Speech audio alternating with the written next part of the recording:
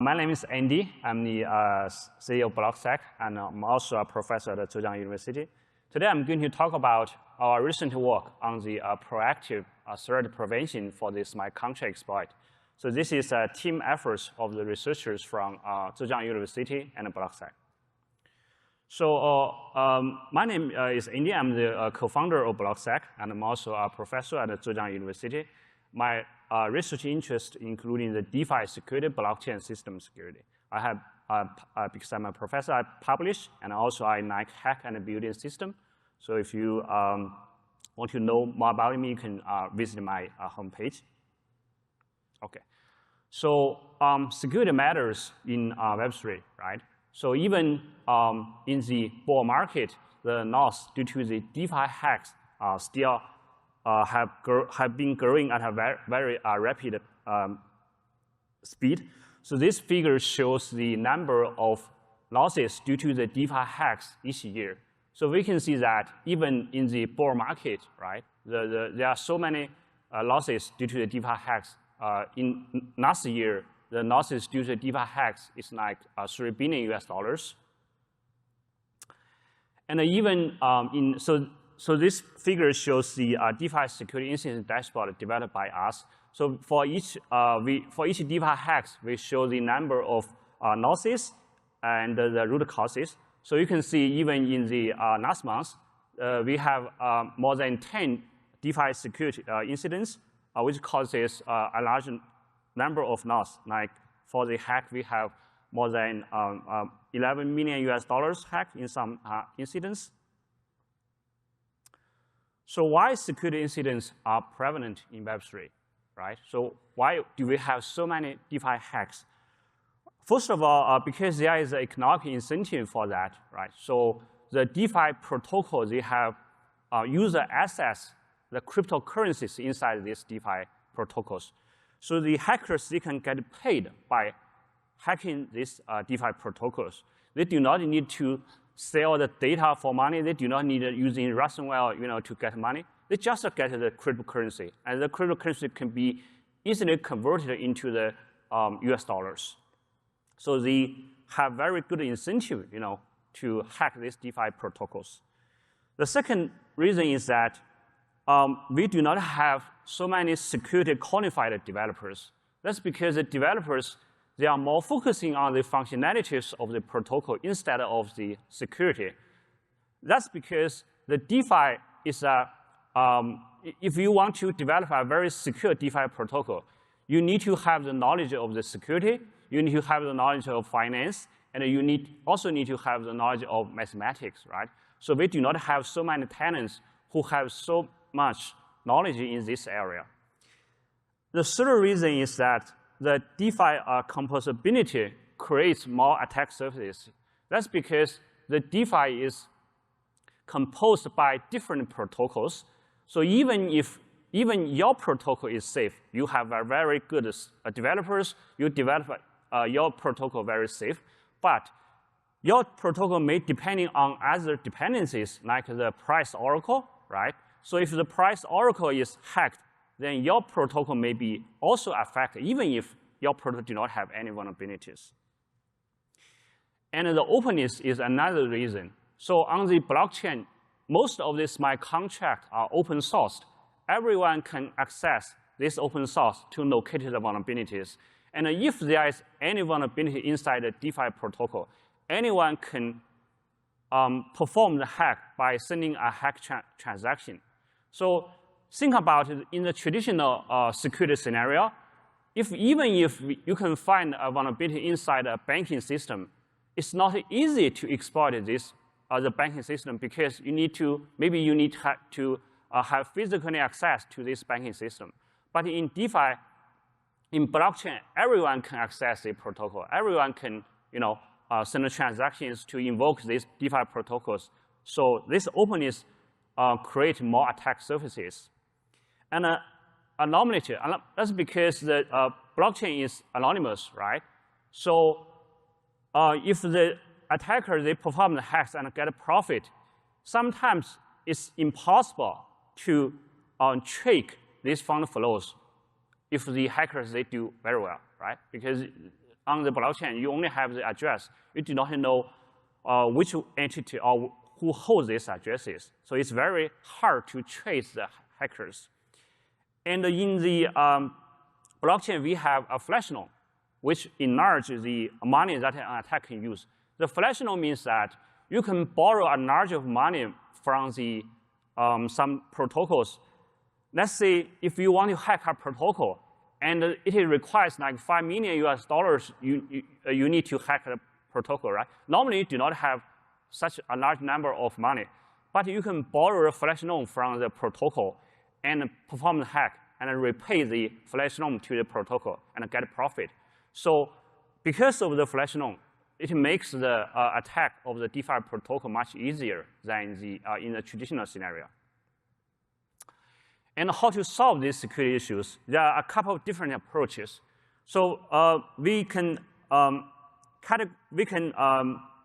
categorize the approach into two different categories. The first category is called pre-launch. The pre-launch methods means that you can perform the security auditing, you can perform the fuzzing testing, and you can even use informal verification to verify the smart contract, to verify the DeFi protocol, to ensure that they comply with some the expected behaviors. So the pre-launch methods works, but they are not enough. That's because, as I just said, the DeFi protocols, they may depend on other protocols, right? And you cannot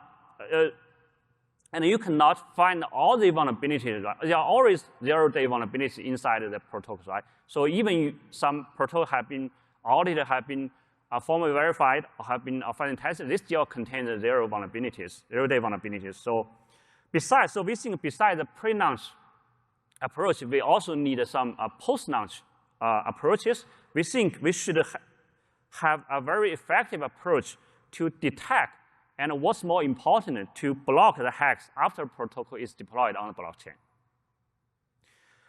So typically in a DeFi hack, we have a couple of steps. So we need to prepare the attack, and that means the attacker, they need to have some seed funds, and then they will create an attack smart contract to perform the hack. After that, the profit will be laundered to launder profit.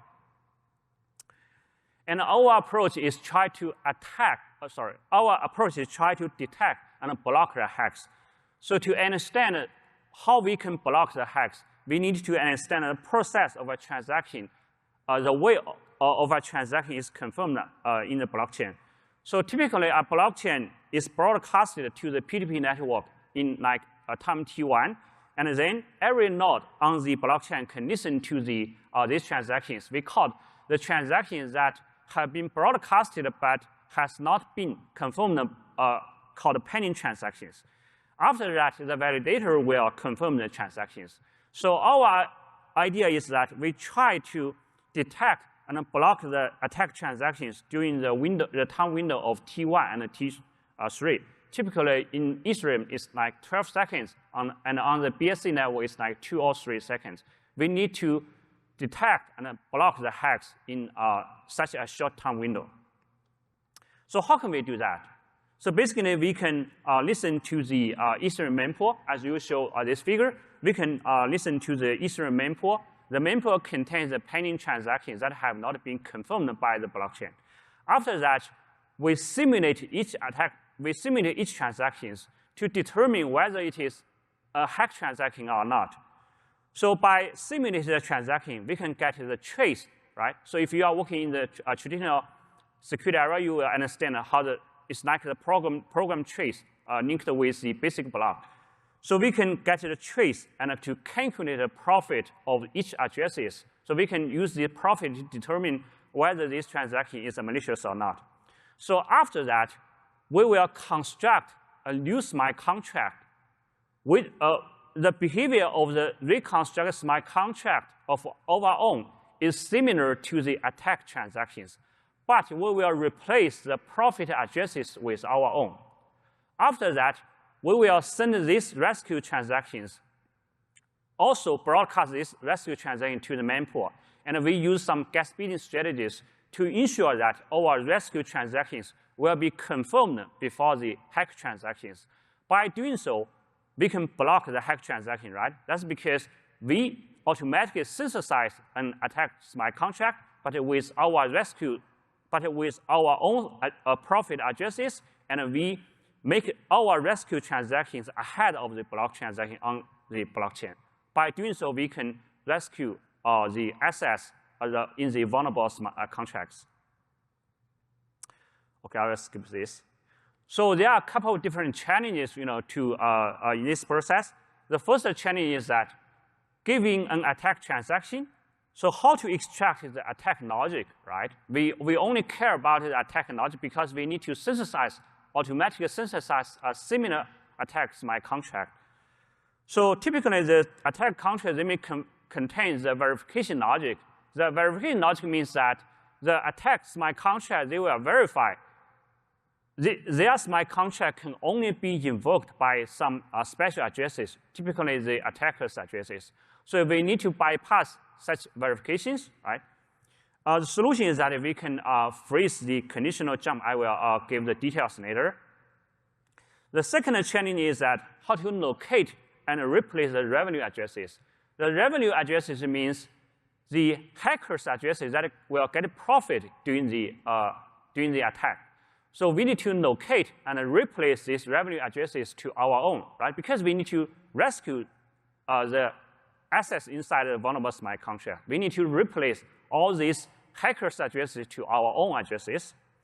So the solution, how to locate and replace them? So the solution is that we can build the balance chain table. The balance chain table means shows which address get profit or which address do not get profit. We can use this heuristic to info which one is the revenue addresses, and we will replace these addresses.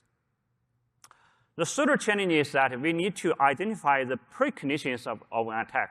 Sometimes the hacker, they will use the complementary smart contract. They will use multiple smart contracts to perform the hack, and they will also use the multiple transactions to launch their hack. We also need to automatically synthesize. So we need to identify and automatically synthesize a similar complementary smart contracts. So the task one of our system, we need to extract and construct the attack logic.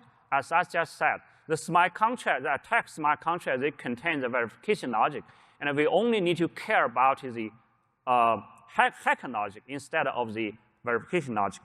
So how can we do that?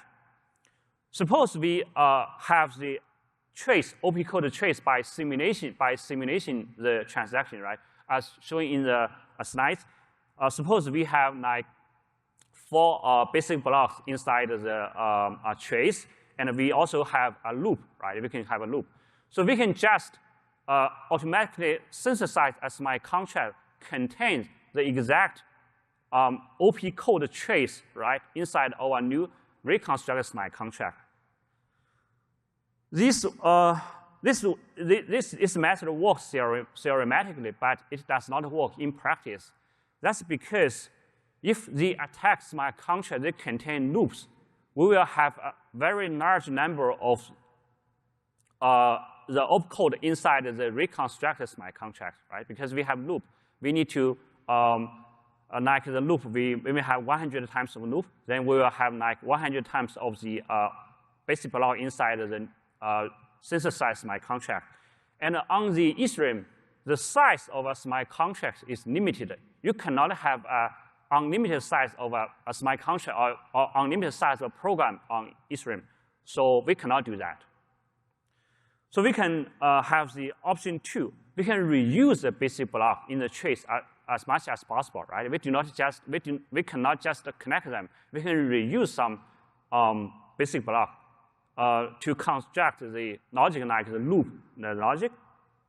This process works, but it's much more complicated than the previous one. That's because we need to handle the jump. The jump instruction is similar like the branch instruction in the binary. So we need to handle the jump instructions, and we also need to fix up the offset, right, between the original opcode and the new opcode inside the generate smart contract.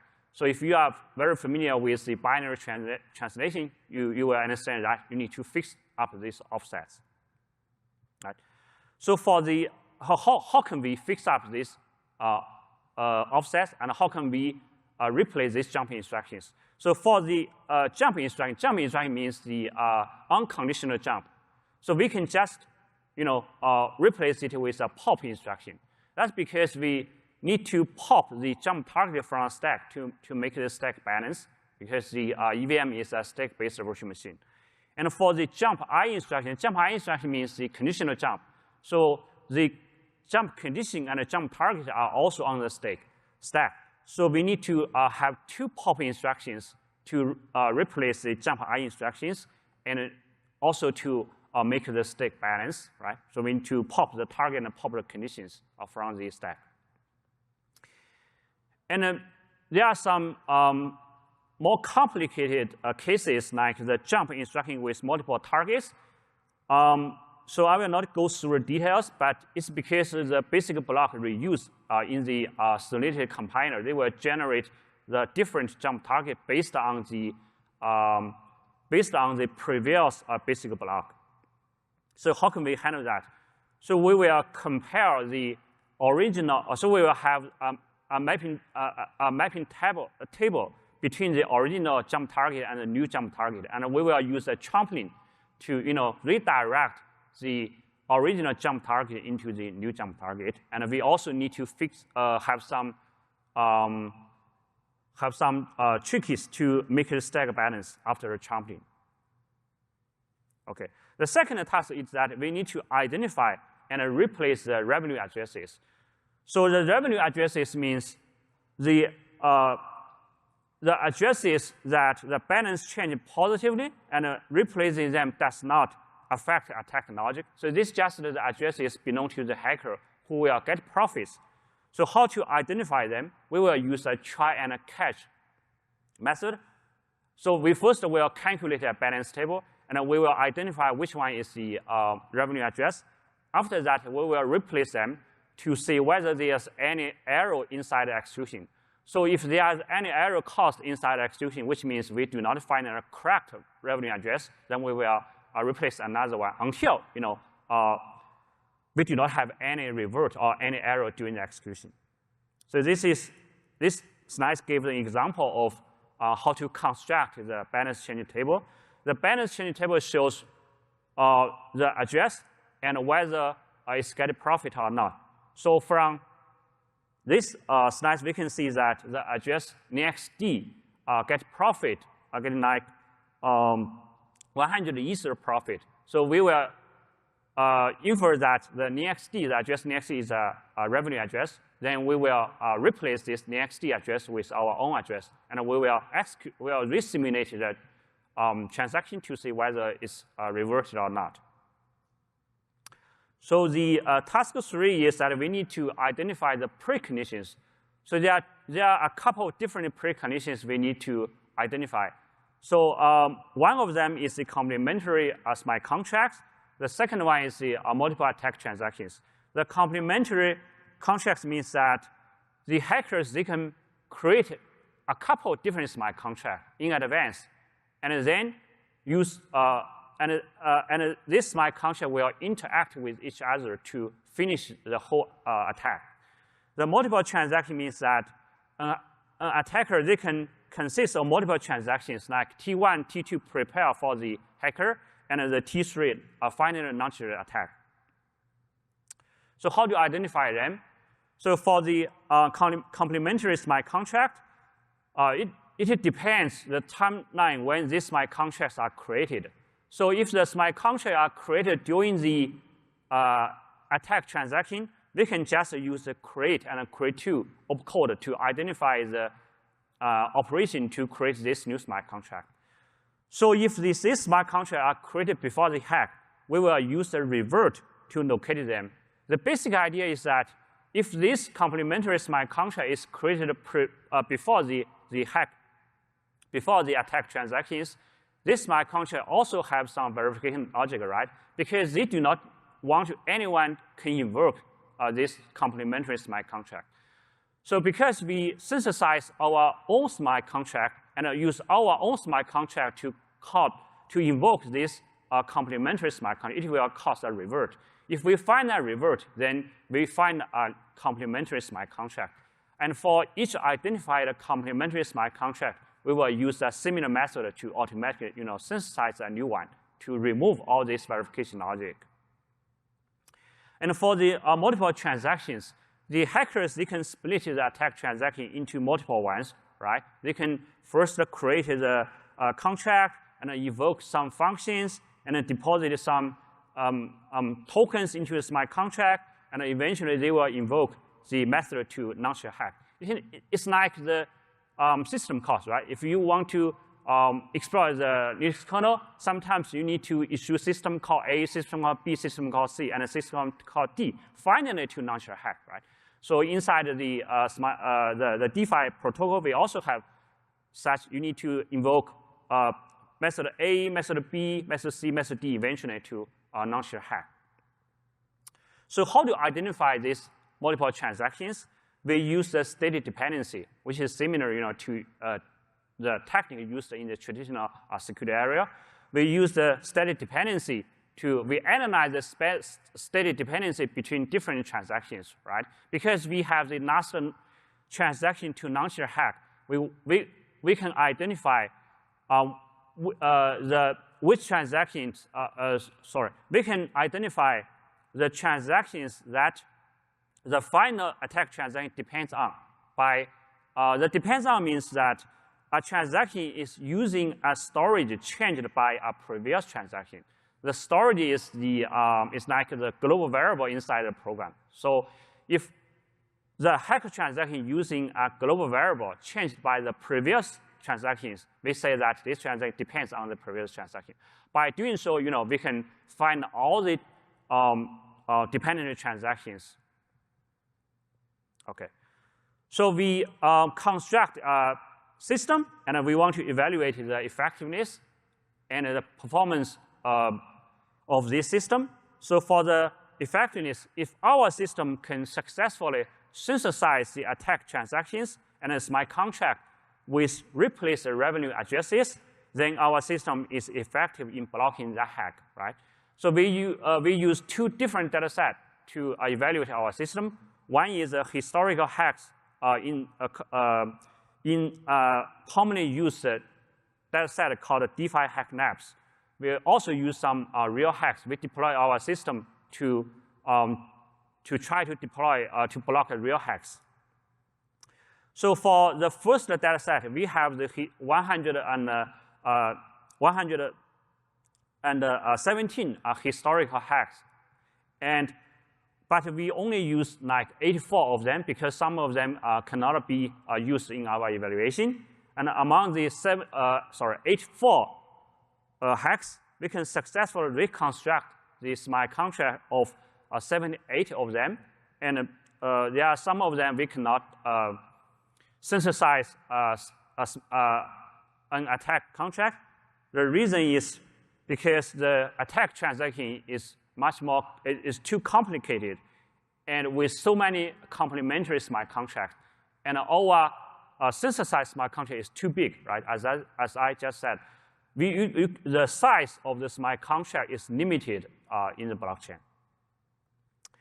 And we also deploy our system internally, and every day we monitor the hacks on the blockchain. And for each hack transactions, we try to use these the method I just described to synthesize attack transactions, and we want to block the hacks. It turns out that our system is very effective, and we block more than 20 hacks in 1 year. And by doing so, we rescued more than $20 million in a couple of different protocols. Some representative ones, including the Paris space, we rescued $5 million. And for the Settle Finance, we rescued $3.8 million. And there are a couple of ones I did not show in the slides. And for the efficiency, because you only have a very limited time window to perform the rescue. On Ethereum is 12 seconds, and on BSC is like 2 or 3 seconds. So our system needed to be very effective, right? We need to generate the hack. We need to generate the rescue transaction. We need to synthesize the smart contract, generate rescue transactions, and broadcast the rescue transactions inside this very small time window. So we evaluate how long does our system need to take to synthesize the smart contract. It turns out that in more than 80% of cases, our system can synthesize a smart contract in less than 25 milliseconds, right? So which is very efficient. And even for the longest is like 300 milliseconds, still less than 1 second. Right? It's still enough, quick enough to block the hacks. Okay. So the takeaway message for this talk is that the DeFi hack is still a very serious threat, causes billions of losses each year. And we propose a post-launch security measure to detect and block the hacks. The basic idea is that for each attack transactions, we automatically synthesize a similar attack transactions, but with replaced revenue addresses in the synthesized smart contracts. And we will send a transaction called a rescue transactions to invoke the synthesized smart contract and broadcast to the blockchain. And we use a gas billing strategy to ensure that our rescue transactions will be confirmed before the hack transactions to rescue the assets. And this system is very effective, and we have rescued more than $20 million US. And this technique has been commercialized in our product called Falcon. And thanks very much. If you have any questions, I'm very glad to answer any questions.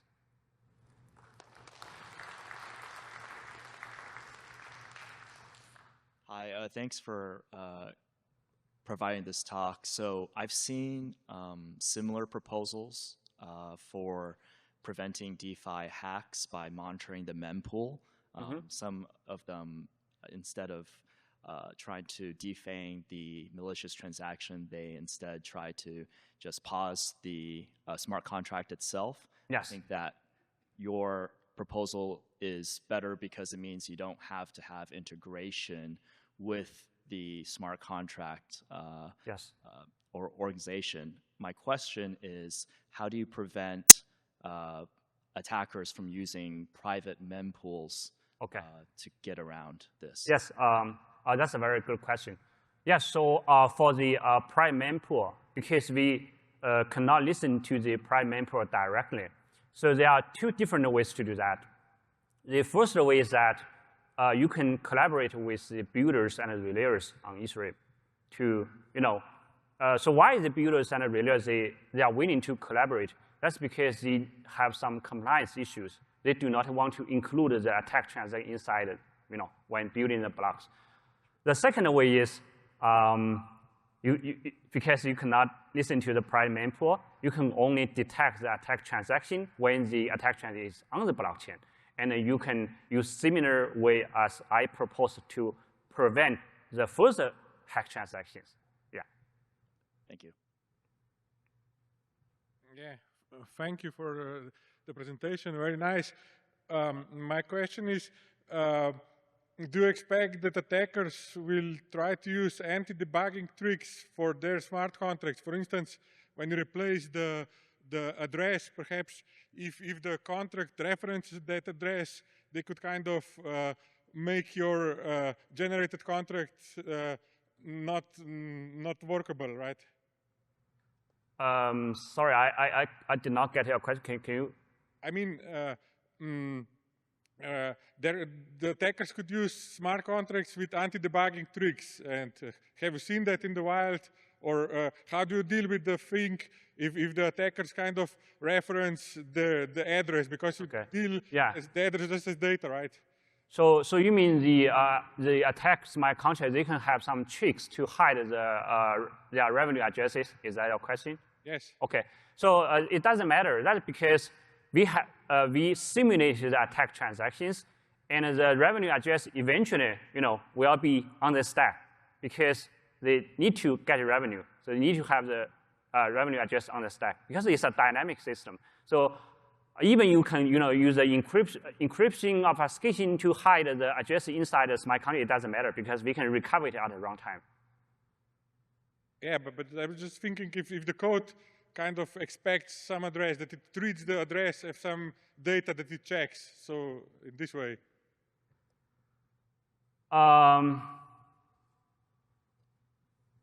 I did not get very much, but we can talk offline on that. Yeah. Thank you. Hello, the question from here. So maybe I only have some basic understanding of the smart contract thing. Maybe this question is a bit silly, but I want to ask, where do you deploy this kind of detection? Do you deploy it on those like validation nodes? No. So we do not deploy on the validation node. We just listen to the mempool for the attack transaction. You can deploy anywhere, because you just listen to the transactions and synthesize smart contract, generate a new rescue transaction, broadcast to the network. Okay, so how can you like prevent the transaction from happening? So that's because the attack transaction is still in the mempool, still has not been confirmed, and your rescue transaction you can have some gas beating strategies to make the validator, put your rescue transaction ahead of the attack transactions. Okay, thank you. Another question is about the like your overhead. You mentioned that it's only needs like 25 milliseconds to do the detection. Yes. But I'm not sure whether this is considered very fast, especially in those very busy blockchain networks. Well, so for the Ethereum, it's enough. Ethereum have 12 seconds. For the BSC, it's also enough. You have 2 or 3 seconds to do that. And for other blockchains, if like 1 second per block, maybe it's not. But other blockchains, they do not have mempool, so this system doesn't work. Okay, thank you. Thank you very much. So what would prevent an attacker from just using your technique and getting their second generated contract in front of your first generated contract? Well, yeah, that's a very good question. So basically, in our synthesized smart contract, we will have some measures to anti-front-running technique to prevent another attackers use our similar techniques. So it's arm race. We will put some tricks on that.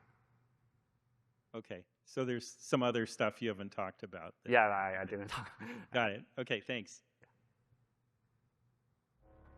Okay, thank you.